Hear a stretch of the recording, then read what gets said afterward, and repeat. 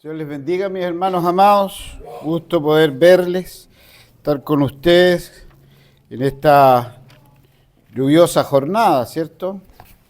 Me gozo en el Señor en primer lugar por verles y porque, bueno, hoy día todavía no empezamos nuestra serie de sermones, así que hermano Gerson me dijo, tema libre, entonces ya como uno está con serie, me costó tanto buscar qué compartir, porque ya uno está como programado para algo. Entonces, ¿qué compartía con ustedes? Y doy gloria al Señor porque tiene que ver mucho con lo que trabajamos en la Escuela Bíblica Dominical sin tener mucha claridad de lo que les correspondía, en qué parte de la confesión de fe iban. Sin embargo, el Señor nos va a tratar hoy día con un pasaje de la Sagrada Escritura que se encuentra en Marcos capítulo 10. Marcos capítulo 10, y el mensaje lleva por título Una cirugía a corazón abierto. Suena raro, pero créame que tiene que ver con lo que está aquí, ¿ya? Marcos capítulo 10, y voy a leer desde los versículos 17 al 31. Antes de comenzar a leer el mensaje, quiero introducir este tema de una manera muy particular y comentarles que hace varios años ya fui a presentarle en ese entonces a mi polola, a mi abuelita. Bueno, para los que no se conocen, a mí me crió una abuela, una tía abuela, pero no vamos a entrar en detalle, pero abuela al final, ¿ya? Ella fue la que me crió, entonces yo ya estaba recién pololeando con mi señora, y cumplo con el ritual de ir a presentarle a la polola a la abuela. Y ahí yo, bueno, llego, le digo, aquí está Patricia, mi polola, y mi abuela dice, mire, este es mi niñito, me dice, este es mi niñito, mi negrito. Yo no sé si los rubios de ojos azules, no sé de dónde sacó que eran su negrito. Este es mi negrito, bueno, pero para comer. Y la verdad que no tenía para qué decirlo, pero bueno, era así. Pero es porque a veces nosotros tenemos esta concepción de que somos buenos y que a veces hacemos cosas malas. Cuando la concepción bíblica es que somos malos y que a veces, solo por la gracia común de nuestro Señor Jesucristo, podemos hacer cosas buenas, pero como dice Isaías, hasta lo bueno que hacemos es un trapo de inmundicia, porque no lo hacemos para honrarle y glorificarle a Él. Bueno, de esto tiene que ver el pasaje que vamos a compartir el día de hoy, así que les voy a invitar a que puedan compartir conmigo la lectura que voy a dar de Marcos capítulo 10, de los versículos 17 al 31. Dice así la palabra de nuestro Dios. Al salir él para seguir su camino, vino uno corriendo e hincado a la rodilla delante de él le preguntó, Maestro bueno, ¿qué haré para heredar la vida eterna? Jesús le dijo, ¿por qué me llamas bueno? Ninguno hay bueno sino solo uno, Dios. Los mandamientos sabes, no adulteres, no mates, no hurtes, no digas falso testimonio, no defraudes, honra a tu padre y a tu madre. Él entonces respondiendo le dijo, Maestro, todo esto lo he guardado de mi juventud. Entonces Jesús, mirándole, le amó y le dijo, una cosa te falta, anda, vende todo lo que tienes y dalo a los pobres, y tendrás tesoro en el cielo, y ven y sígueme tomando tu cruz. Pero él, afligido por esta palabra, se fue muy triste, porque tenía muchas posesiones. Entonces Jesús, mirando alrededor de sus discípulos, dijo, cuán difícilmente entrarán en el reino de Dios los que tienen riquezas. Los discípulos se asombraron de sus palabras, pero Jesús respondiendo volvió a decirles, hijos, cuán difícil es entrar en el reino de Dios a los que confían en las riquezas. Más fácil es pasar un camello por el ojo de una aguja que entrar un rico en el reino de Dios. Ellos se asombraron aún más, diciendo entre sí, ¿quién pues podrá ser salvo? Entonces Jesús mirándole dijo, para los hombres es imposible, mas para Dios no, porque todas las cosas son posibles para Dios. Entonces Pedro comenzó a decirle, he aquí nosotros lo hemos dejado todo y te hemos seguido. Respondió Jesús y le dijo, de cierto os digo que no hay ninguno que no haya dejado casa o hermanos o hermanas o padre o madre o mujer o hijos o tierra por causa de mí y del Evangelio, que no reciba 100 veces más ahora en este tiempo casas, hermanos, hermanas, madres, hijos y tierra, con persecuciones, y en el siglo venidero la vida eterna. Pero muchos primeros serán postreros y los postreros primeros. Tengamos un momento de oración. Padre, en el nombre de Jesús, Señor, te damos gracias porque en tu infinita misericordia, Señor, tú has sido bueno, nos has bendecido y has permitido, Señor, que hoy día estemos delante de tu presencia. Señor, tu palabra es verdad. Señor, sabemos que tú estás aquí. Señor, y hemos llegado con el firme propósito que tú has puesto en nuestro corazón de escucharte. Necesitamos, Señor, que tú nos digas qué quieres para nuestra vida. Necesitamos saber, Señor, qué es la verdad bíblica que está encerrada en esta porción que hemos leído y cómo ésta se hace real en nosotros. Cómo podemos hacer lo que conviene. Te pedimos, Señor, que tú nos acompañes y que tu infinita misericordia, Señor, tu Santo Espíritu, hable a nuestro corazón. Porque te lo pedimos en el nombre que es sobre todo nombre, en el nombre de nuestro Señor Jesucristo. Amén. Hermanos amados, el otro día leía en unos artículos que había un grupo de médicos en Europa y de la Organización Mundial de la Salud que estaba trabajando en reducir la tasa de mortalidad. ¡Wow! Yo dije, qué tremenda tarea, qué titánica tarea, pero también qué ilusa tarea. Porque la verdad es una, la tasa de mortalidad del ser humano es del 100%. ¿Qué quiere decir eso? De cada uno que nace, uno va a morir. Y eso es algo que no se puede cambiar. Quizás si uno saca una foto momentánea, como hacen las tasas, y en los menores de edad, claro, hoy día es raro que un niño se muera de bronconeumonía, cuando en la década de los 70 y 80 era la primera causa de muerte en los niños menores de 1 año, por ejemplo. La bronconeumonía hoy día es muy difícil que esto pase. Pero, hermanos amados, lo único cierto para cada persona que nace es que algún día va a partir. Y aunque esa verdad sea tan potente, muy pocos de nosotros nos preparamos para eso. La gente muchas veces niega esto y trata de vivir como mirando lejos. Hay un poeta inglés que se llama John Donne, que escribió unos versos que después tomó el autor Hemingway en una de sus novelas. Y el verso dice más o menos así en español: no te preguntes por quién doblan las campanas, ¿es verdad? Es porque había una costumbre en ese tiempo en Inglaterra que cada vez que moría alguien, las campanas de la iglesia sonaban. Entonces lo que escuchaban dice, wow, ¿por quién doblan las campanas? O dicho de otra manera, ¿quién se murió ahora? ¿Ah? Y el verso sigue, no te preguntes por quién doblan las campanas doblan por ti. Así termina este verso. Y es así. Por eso es que, si bien nosotros sabemos que en este mundo tenemos un tiempo que Dios ha establecido, Dios ha puesto eternidad en el corazón de los hombres. Y esa es una necesidad de todos. Todos nos hemos hecho esta pregunta. ¿Qué pasa después que nos morimos? Incluso los ateos, porque yo he llegado a la conclusión que después de esta vida no hay otra. ¿Ah? Pero todos al final tenemos que completar esta duda. Y aquí, en este trozo de la palabra de Dios, vemos un hombre, un joven, que tenía esta duda, que le golpeaba a su corazón. ¿Qué debo hacer para heredar la vida eterna? Dicho de otra manera, ¿qué debo hacer para saber que voy a ir al cielo? ¿Qué es lo que debo hacer? Y eso es lo que trabajaba en este corazón.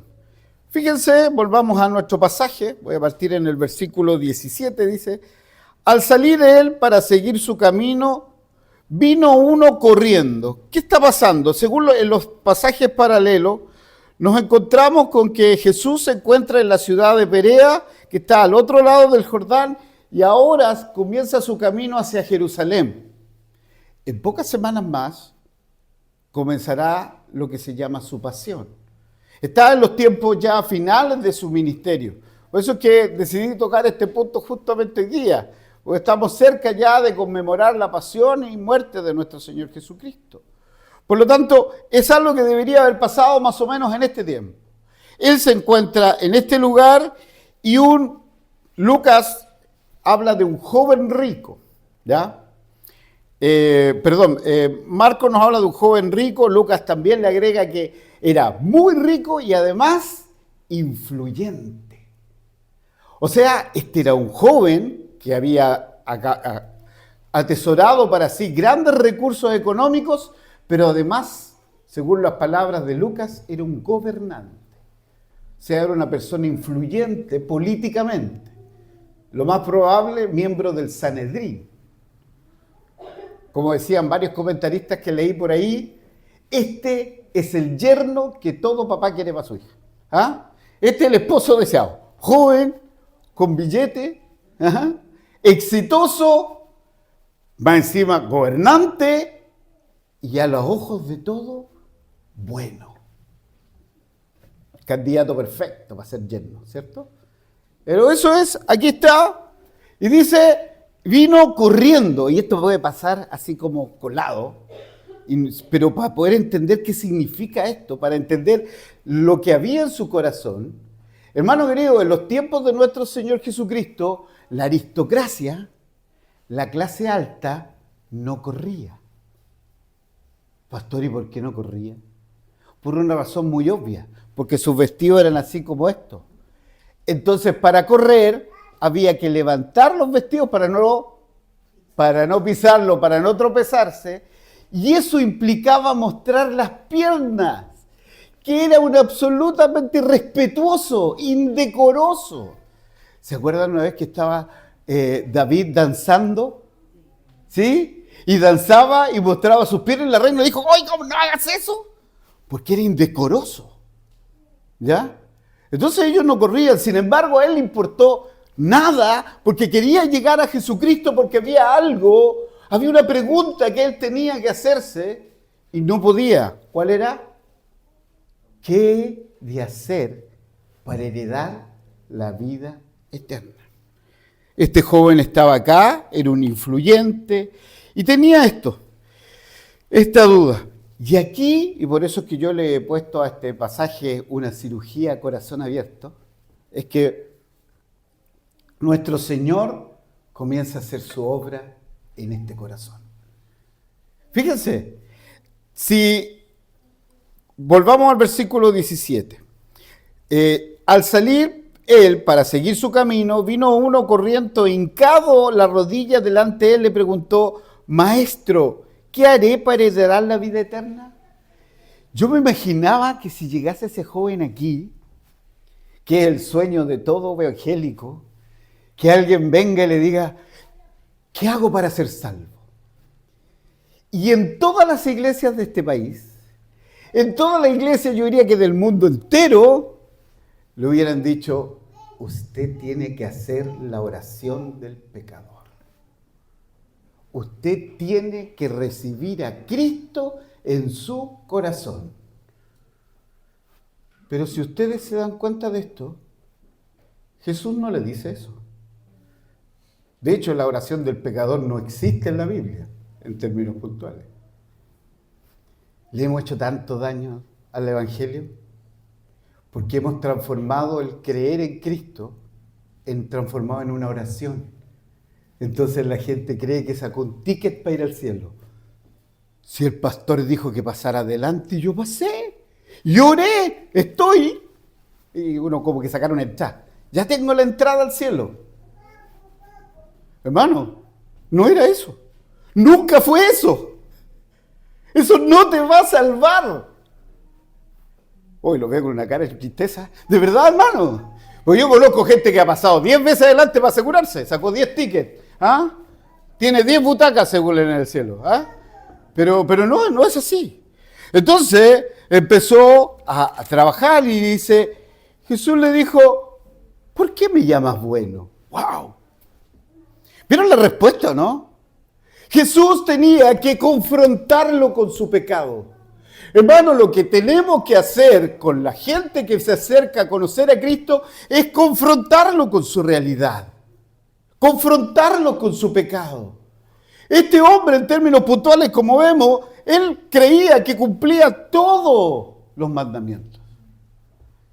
Jesús sabía lo contrario, pero quería confrontarlos y le dice, primero, ¿por qué me llamas bueno? Ninguno hay bueno, sino solo uno, Dios. Inmediatamente Jesús fija el estándar. Jesús no está enseñando aquí que Él no es Dios. Jesús no está enseñando que solo el Padre es bueno. No. Él está diciendo hay un estándar, solo hay uno bueno y ese es Dios. Todos los demás somos malos y pecadores. Entonces comienza a trabajar y ese es el problema. Los que trabajamos en salud entendemos que hay un problema fundamental cuando uno hace un diagnóstico y es lo que se llama el diagnóstico diferencial. ¿Qué significa eso? Que hay enfermedades que se parecen. A mí me toca justo hacer todos mis estudiantes, todo lo que es rehabilitación cardiovascular.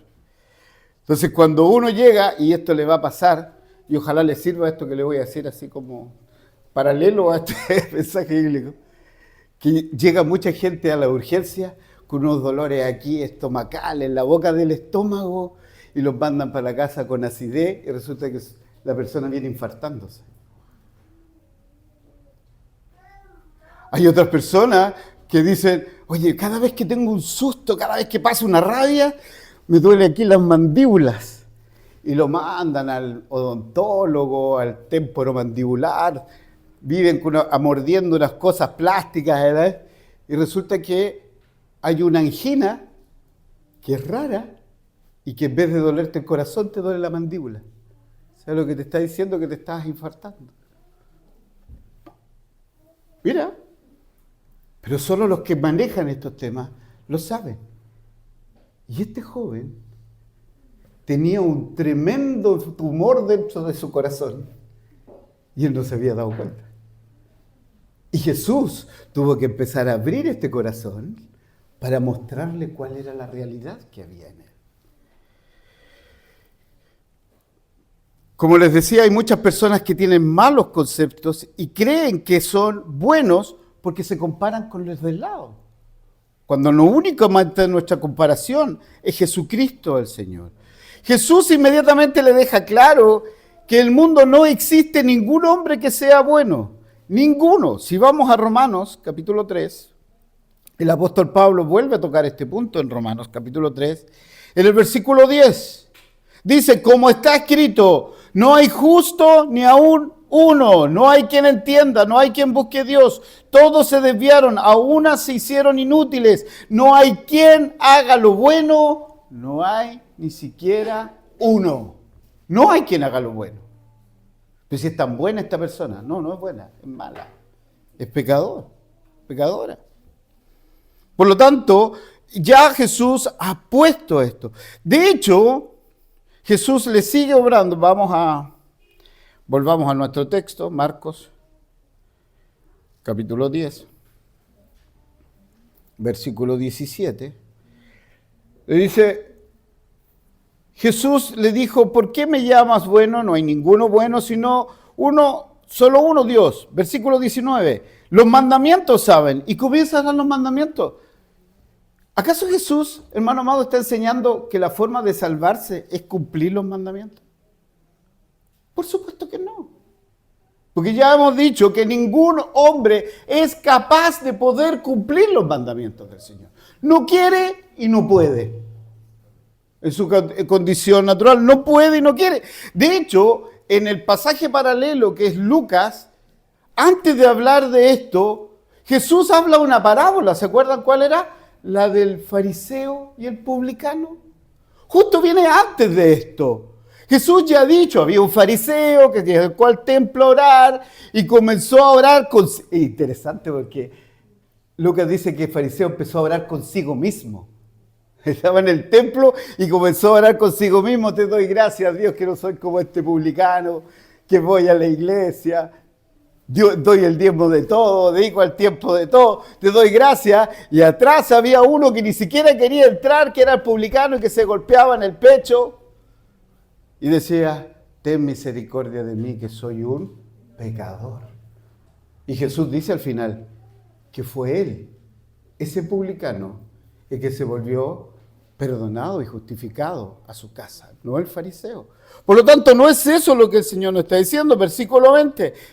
Entonces, él le respondió, este es el joven, maestro, todo esto lo he guardado desde mi juventud. ¿Todos los mandamientos? ¿Todos los guardaste desde tu juventud? Todos los días de tu vida, porque Santiago dice que el que guarda la ley y la pierde o se separa de ella en un pequeño ápice, se hace transgresor de toda la ley, no de una. Pero fíjense lo que dice Marcos, y solo lo dice Marcos en esta parte. Entonces, versículo 21, entonces Jesús mirándole le amó. Jesús no le dijo, tú eres un soberbio, tú eres un mentiroso, ¿cómo crees que vas a cumplir todos los mandamientos? No, Jesús le dijo, lo miró y le amó. Hermano, Jesús lo amó, como te amó a ti y como me amó a mí. Cuando todos nosotros estábamos en el lodo de nuestro pecado, de ahí nos sacó. A veces nos creemos mejores que otros. No. Si estamos aquí, ¿sabe por qué estamos aquí? Por la misericordia del Señor. ¿Y sabe por qué perseveramos? Porque el Señor nos hace perseverar. Si fuera por nosotros estaríamos fuera. Entonces, fíjense, versículo 21, le amó. Y le dice Jesús, una cosa te falta. Una cosa te falta. Hermano, pero Jesús, si usted se da cuenta, nombra a 3. ¿Se dio cuenta de eso, no? Dice, una cosa te falta. Versículo 21, ¿qué te falta? Vende todo lo que tienes, dalo a los pobres y sígueme. 3 cosas. Bueno, Señor, ¿no era una lo que me faltaba? Sí, le faltaba solo uno. ¿Sabe qué? Seguir a Cristo. Porque vender todas las cosas no lo iba a salvar. Dárselo a los pobres no lo iba a salvar. Eso era una demostración que estaba libre de la esclavitud del dinero. Lo que lo iba a salvar era seguir a Cristo. Lo que está diciendo Jesús, tengo que ser yo lo primero en tu vida. Lo que Jesús le está diciendo, si pierdes todo tu dinero, si pierdes todo tu estatus, si pierdes todo tu honor, si pierdes toda tu reputación y solo me tienes a mí, ¿estarás satisfecho? Hermano, usted estaría satisfecho si lo pierde todo y solo tiene a Cristo. Hay un hecho interesante porque, hermano, yo no sé si en el cielo hay calles de oro, no sé. No sé si allá en el cielo voy a tener una piececita, una mansión, una media hectárea, una parcelita de agrado, no sé. Y no me interesa, porque lo único importante del cielo es que Jesús va a estar ahí. De hecho, cuando alguien se moría en el Nuevo Testamento, no se decía, este se fue al cielo, sino se decía, se fue a encontrar con el Señor. Se fue con el Señor. Eso es lo que decía, ¿se dan cuenta? Pero nosotros le pusimos una mansión. Y Juan 14 dice que voy en la casa de mi padre, muchas moradas hay, voy a preparar un lugar para vosotros. Hay algunos que van a tener mansión allá. Bueno, como quieran. Pero es así. Entonces, él tenía que sacar ese ídolo de su corazón. El problema de este joven no era que tuviera riquezas. El problema de este joven es que las riquezas lo tenían a él. Y ese es el problema. Y a veces no tienes que tener muchas riquezas para que te esclavices. Porque a veces, por Dios que queremos esas 10 lucas que tenemos en la mano, le hacemos cariño, las amamos con todo nuestro corazón. Los muebles no serán los mejores, pero por Dios que los queremos, ¿no? Nuestra casa a lo mejor no es más fea que la del vecino, pero la cuidamos y le ponemos rejas y le ponemos todo para que no nos vayan a robar nada. Y empezamos a levantar. Entonces la pregunta que el Señor te está diciendo hoy día es, ¿con quién estoy compitiendo en tu corazón? ¿Con quién tengo que competir para ser el primero en tu vida? Este joven tenía este problema. Versículo 22. Pero él, afligido por esta palabra, se fue triste porque tenías muchas posesiones. Como digo, el problema de este joven no era que fuera rico, porque si no llegaríamos a la conclusión errada que hay que ser pobre para seguir al Señor, ¿cierto? Y en la Sagrada Escritura tenemos a lo menos varios hombres muy ricos. Abraham, por ejemplo. Job, por ejemplo. Abraham, ¿se dieron cuenta? Abraham, Dios le pide a su único hijo para que lo sacrifique. A su único hijo, el hijo que Dios le consiguió milagrosamente de su mujer, que era mayor y era estéril. El amado, el esperado. Dios le dice a Abraham, te lo vas a llevar y lo vas a sacrificar. Y Abraham lo hizo. Y pasó la prueba, hermano. A tal punto que Dios tuvo que gritarle para que parara su mano porque estaba listo para degollar a su hijo. Era más importante para Abraham Dios que su hijo. Pasó la prueba, pero este joven no. Este joven se fue afligido. Y esa palabra que es traducido por afligido es la misma palabra que ocupa para referirse a Jesús cuando está en el Getsemaní, que se angustió. O sea, eso fue. Este hombre se fue deshecho porque tenía muchas riquezas. Pero Jesús sigue avanzando, versículo 23. Entonces Jesús, mirando alrededor, dijo a sus discípulos, ¿cuán difícilmente entrarán en el reino de Dios los que tienen riquezas? Los discípulos se asombraron de sus palabras, pero Jesús respondió y volvió a decirle, hijos, cuán difícil es entrar en el reino de Dios a los que confían en las riquezas.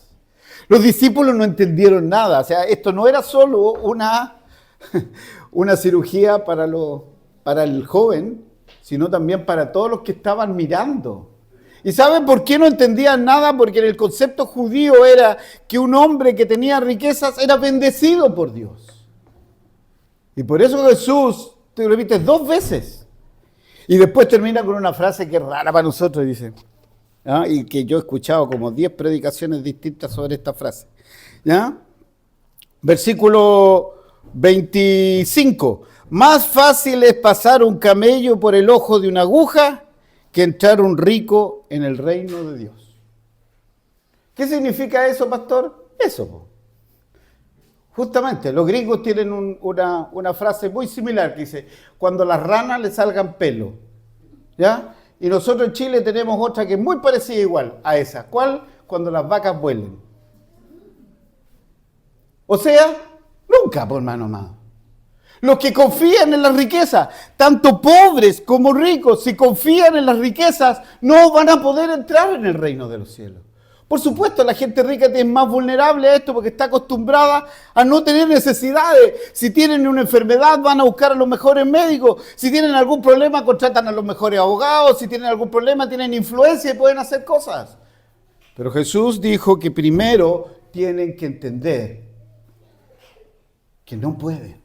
Fíjense, sigue avanzando. Versículo 26. Ellos se asombraron aún más diciendo entre sí, ¿quién puede ser salvo? Ahí los discípulos se murieron. No podemos, nadie va a poder ser salvo. Entonces aquí viene la respuesta. Entonces Jesús mirándole le dijo, para los hombres es imposible, mas para Dios no, porque todas las cosas son posibles para Dios. ¿Qué le está diciendo? Por supuesto que es imposible que ustedes puedan ser salvos, pero ese no es su problema, porque yo lo resolví. Lo que es imposible para los hombres es posible para Dios. ¿Y le suena una parte donde saliera algo así? ¿Se acuerdan de alguna otra parte de la Biblia donde dijeran eso? Lo que es imposible para los hombres es posible para Dios, o para Dios no hay nada imposible. ¿Le suena a algún lado otro eso? ¿Se acuerdan cuando el ángel le habló a María o no? Pero ¿cómo va a ser eso si yo no conozco varón? Dice, no. Lo que es imposible para los hombres es posible para Dios. Todos nosotros tenemos que recaer de rodillas ante Dios reconociendo nuestra incapacidad para hacer algo. Es Dios el que obra en nosotros. Y por eso que aquí entonces aparece Pedrito nuevamente. Pedrito, pero ¿qué había en la cabeza de Pedro? Fíjese. Entonces Pedro comenzó a decirle, he aquí nosotros lo hemos dejado todo y te hemos seguido. ¿Cómo dices tú que es imposible? Si nosotros lo hemos dejado todo para seguirte. Pedrito, ustedes lo pudieron dejar, dice el Señor, porque yo los elegí. Yo los elegí, hermano. Si hay dos clases de personas, los que creen que no pueden, no necesitan a Jesús, y otros que llegan y dicen, no, si yo no voy a poder. Pastor, si yo no voy a poder vivir esa vida cristiana que usted dice, si a mí me gusta salir a farrear, a mí me gusta mi vida tal como estoy, ¿cómo va a pedir que yo deje todo eso? No voy a poder. Y la respuesta es, justamente, no vas a poder. Pero en Cristo sí. Cristo tiene el poder para hacer que tú dejes todo para seguirlo. Porque hermano amado, si Cristo no es todo en tu vida, al final es nada. Eso es. Si Cristo no es todo en tu vida, al final es nada. Y no vas a poder ser salvo. No vas a llegar al conocimiento de Jesucristo. Entonces, sigue diciendo, lo hemos dejado todo y te hemos seguido. Pero en el paralelo, en Mateo, agrega un elemento que es clave para entender por qué responde Jesús. No, Pedro no solo le dice, tú sabes, Señor, que lo hemos dejado todo, pero agrega esta pregunta, ¿y qué más recibiremos? Por eso es que Jesús responde de esta manera. Respondió Jesús y le dijo, de cierto os digo que no hay ninguno que haya dejado casa o hermanos o hermanas o padre o madre o mujer o hijo o tierra por causa de mí y del Evangelio que no reciba 100 veces más ahora en este tiempo. Estos son los versículos que agarran los de la prosperidad. Dice, ve, si usted viene al Señor, no va a tener enfermedad, va a tener riqueza, va a tener propiedades, va a tener de todo, no va a tener angustia. Hermano, ¿qué es lo que está diciendo? ¿Eso es lo que está enseñando esto? ¿O es que Cristo tiene que ser lo primero en tu vida? Que tienes que ser capaz de renunciar a todo, porque dice que no reciba 100 veces más ahora en este tiempo, casa, hermanos, hermanas, madre, hijo de tierra, con persecuciones. ¿Se dieron cuenta de eso, no? Hermano, no es que tú, si dejas tu casa, en este mundo yo recibo 10 casas más, 100 casas más, voy a tener una población para mí. No. Si yo dejé a mi madre, voy a tener 100 madres. 100 padres, 100... No, lo que pasa es que ahora tú perteneces a esta casa, a esta familia. Ahora tienes una familia muy más grande. Si tu padre o tu madre te dejaran, dice, el Señor te recibe. Eso es lo que está enseñando aquí en estos versículos. Pero fíjense con lo que termina el versículo 31. Pero muchos primeros serán postreros y postreros primeros. Qué raro. Es como raro eso. ¿Cómo termina esto así el Señor? De forma muy simple. Todos y cada uno de nosotros hubiésemos conocido a ese joven antes de esta conversación con Jesús y lo hubiéramos puesto en la lista número 1 de los que se iban al cielo, ¿no? Este era bueno, joven, exitoso, influyente, gobernante y ante los demás intachable. Candidato 1 para el cielo. Pero no. Y hay gente que uno no daba un peso por él. Mateo, por ejemplo. publicano, saqueo, publicano. ¿Quién da un peso por los publicanos? Nadie. Bueno, esto está diciendo el Señor. Aquí no depende del que corre, sino del que yo tengo misericordia, dice el Señor. Y esa es la ventaja que tenemos, que esto no es de nosotros, es del amor de Dios que brotó en su corazón. Por eso es que muchos que iban primero se quedarán atrás. Y los que íbamos atrás, menos mal, el Señor tuvo misericordia y nos puso en la primera línea. Para poder llegar al cielo, decía, se necesita una escalera larga y otra cortita. No. Se necesita haber primero confesado que no podíamos solo, que no teníamos ninguna posibilidad y que solo por la misericordia del Señor estamos ahí. Pero el segundo es responsabilidad. Que Cristo sea lo primero en tu vida es tu responsabilidad y debes hacerlo. Porque el que no deja padre o madre, hijo, familia, todo, no es digno de mí, dice el Señor. Y eso no significa que nosotros no tengamos que querer ni cuidar a nuestros semejantes o a nuestra familia. No, lo que tiene que ver es que Cristo tiene que ser lo primero. Que el Señor te bendiga. ¿Oremos? Padre, en el nombre de Jesús, Señor, te damos gracias por tu palabra. Gracias por permitirnos, Señor, en esta mañana estar en tu casa y escucharla. Quizás ninguno de los que estamos aquí tenemos tantas riquezas como aquel joven que se acercó a ti, pero igual necesitamos sacar esos ídolos que tenemos en nuestro corazón. Eso que compite contigo, Señor, para que tú seas el primero. Te pedimos que tú nos ayudes a reconocerlos, a poder alejarlos y que tú tomes el señorío completo de nuestra vida. Acompáñanos, Señor, y guárdanos, porque te lo pedimos en el nombre de nuestro Señor Jesucristo. Amén.